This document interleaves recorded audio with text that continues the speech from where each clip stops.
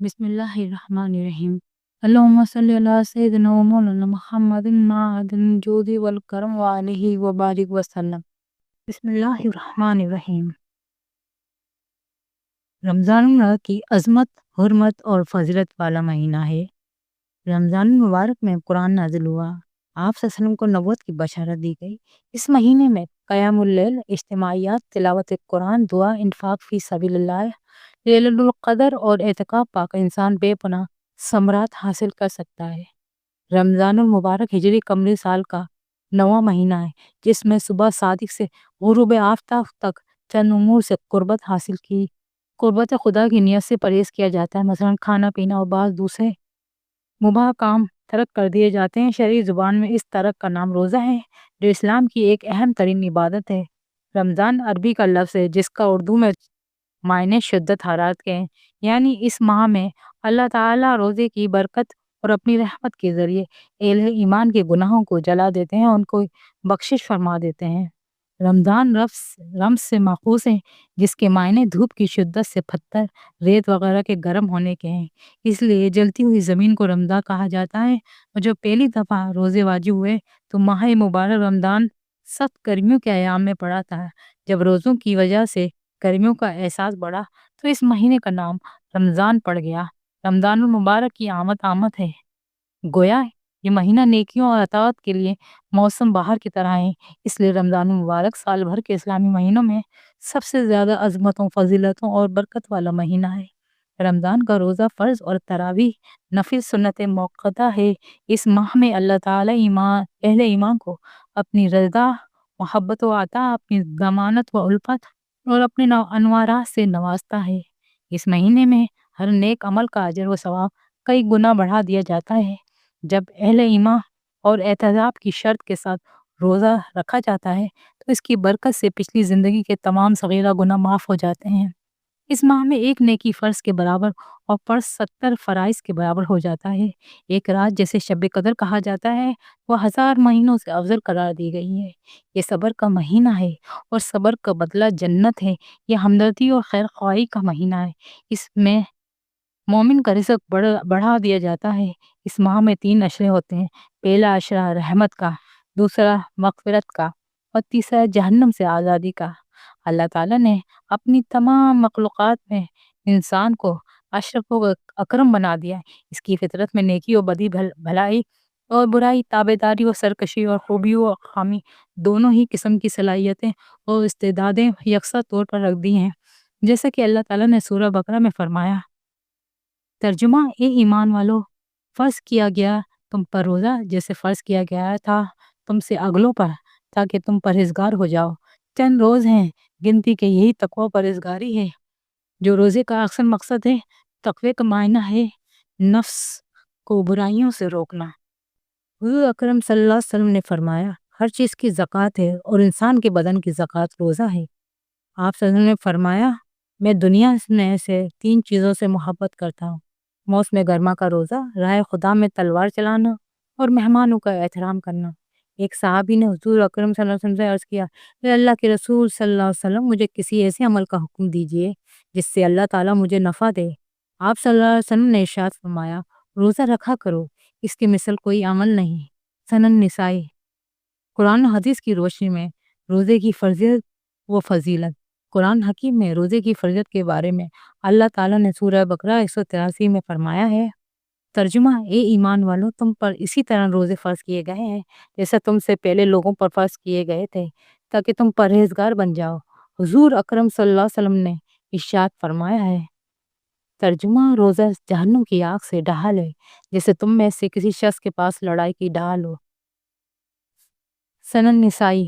حضرت ابو ہریرہ رضی اللہ عنہ سے مروی ہے کہ حضور نبی اکرم صلی اللہ علیہ وسلم نے روزے کی فضیلت بیان کرتے ہوئے صحیح بخاری میں فرمایا ہے۔ ترجمہ: جس نے بحالت ایمان ثواب کی نیت سے رمضان کے روزے رکھے، اس کے سابقہ گناہ معاف کر دیے جاتے ہیں۔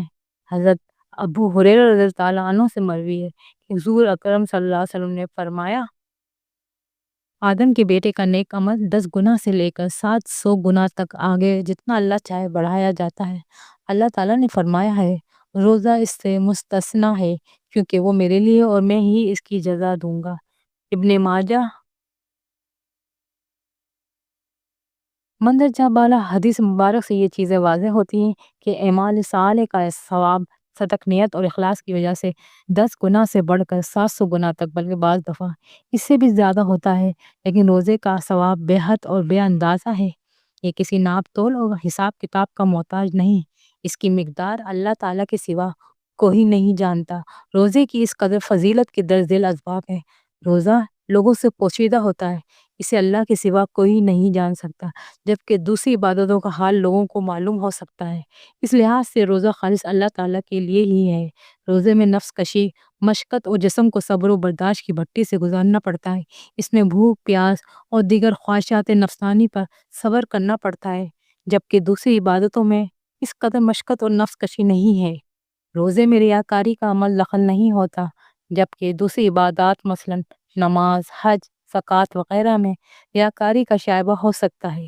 کھانے پینے سے استغنا روزہ دار کو اللہ تعالیٰ کے قریب کر دیتا ہے۔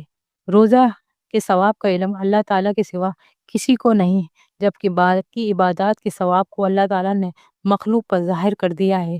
روزہ ایسی عبادت ہے جسے اللہ تعالیٰ کے سوا کوئی نہیں جان سکتا، حتیٰ کہ فرشتے بھی معلوم نہیں کر سکتے۔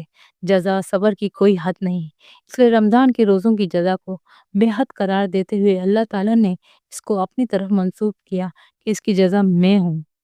حضور اکرم صلی اللہ علیہ وسلم چند باتوں کا اہتمام کیا کرتے تھے اور امت کو بھی ان کی تعلیم اور تلقین فرماتے تھے۔ آپ شعبان کی تاریخوں کی جس قدر نگہداشت فرماتے تھے، اتنا دوسرے مہینوں کی نہیں فرماتے تھے۔ آپ صلی اللہ علیہ وسلم نے ارشاد فرمایا، رمضان کی خاطر شعبان کے چاند کا اہتمام کیا کرو۔ آپ صلی اللہ علیہ وسلم نے سحری کھانے کا حکم فرمایا، سحری کھایا کرو کیونکہ سحری کھانے میں برکت ہے، اور فرمایا ہمارے اور اہل کتاب کے روزے کے درمیان سحری کھانے کا فرق ہے، یعنی اہل کتاب کو سو جانے کے بعد کھانا پینا ممنوع تھا۔ آپ صلی اللہ علیہ وسلم نے ارشاد فرمایا کہ لوگ ہمیشہ خیر پر رہیں گے جب تک کہ غروب آفتاب کے بعد افطاری میں جلدی کرتے رہیں گے۔ رمضان میں ذکر کرنے والا بخشا جاتا ہے، اور اس ماہ میں مانگنے والا بے مراد نہیں رہتا۔ روزہ دار کی روزانہ ایک دعا قبول ہوتی ہے۔ رمضان میں روزانہ بہت سے لوگ دوزخ سے آزاد کیے جاتے ہیں۔ حضور اکرم صلی اللہ علیہ وسلم رمضان کے آخری عشرے میں خود بھی شب بیدار رہتے اور اپنے گھر والوں کو بھی بیدار رکھتے۔ آپ صلی اللہ علیہ وسلم نے فرمایا کہ شب قدر کو رمضان کے آخری عشرے میں تلاش کرو۔ جب لیلۃ القدر آتی ہے تو جبرائیل امین علیہ السلام فرشتوں کے ساتھ نازل ہوتے ہیں، اور ہر بندہ جو کھڑا یا بیٹھا اللہ تعالیٰ کا ذکر کر رہا ہو، تلاوت، تسبیح و تحلیل اور نوافل ارغس کسی طریقے سے بے ذکر و عبادت میں مشغول ہو، اس کے لیے دعائے رحمت کرتے ہیں۔ اگر کسی نے بغیر عذر اور بیماری کے رمضان کا ایک روزہ بھی چھوڑ دیا، خواہ وہ ساری زندگی روزہ رکھتا رہے، وہ اس کی تلافی نہیں کر سکتا۔ روزے کی حالت میں بیہودہ باتوں مثلا غیبت، بہتان، گالی گلوچ، لعن طعن، غلط بیانی، تمام گناہوں سے پرہیز کیا جائے، ورنہ سوائے بھوکا پیاسا رہنے کے کچھ حاصل نہ ہوگا۔ اگر کوئی دوسرا آ کر ناشائستہ بات کرے تو یہ کہہ دے کہ میں روزے سے ہوں، کیونکہ روزہ ڈھال ہے، تب بھی فائدے۔ طبی لحاظ سے بھی روزوں کے بے شمار فوائد ہیں۔ روزہ رکھنے سے معدے کی تکالیف اور اس کی بیماریاں ٹھیک ہو جاتی ہیں اور نظام ہضم بہتر ہو جاتا ہے۔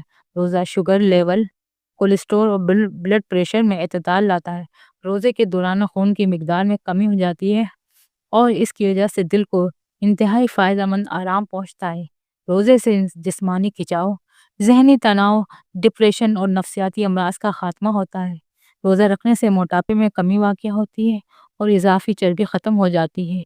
روزے کی رخصت، کوئی مسلمان جو بیمار نہ ہو لیکن طبیب یہ کہے کہ وہ روزہ رکھنے سے بیمار ہو جائے گا تو وہ روزہ چھوڑ سکتا ہے۔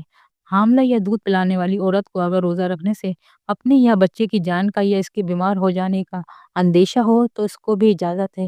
جس مسافر نے فجر سے قبل سفر شروع کیا، اس کو تو روزہ چھوڑنے کی اجازت ہے، لیکن جس نے فجر کے بعد سفر کیا، اس کو اس دن کا روزہ چھوڑنے کی اجازت نہیں۔ خزائن العرفان البقرہ۔ آخر میں اللہ تعالیٰ سے دعا ہے کہ وہ اپنے حبیب حضرت محمد مصطفیٰ صلی اللہ علیہ وسلم اور ان کی آل کے صدقے ہم سب کی ساری مشکلیں اور پریشانیاں دور کرے اور ہمیں ہر گناہوں سے بچا کر رکھے۔ یا اللہ ہماری سب کی حفاظت کرو، سب کی دلی حاجات قبول فرمائے۔ آمین ثم آمین۔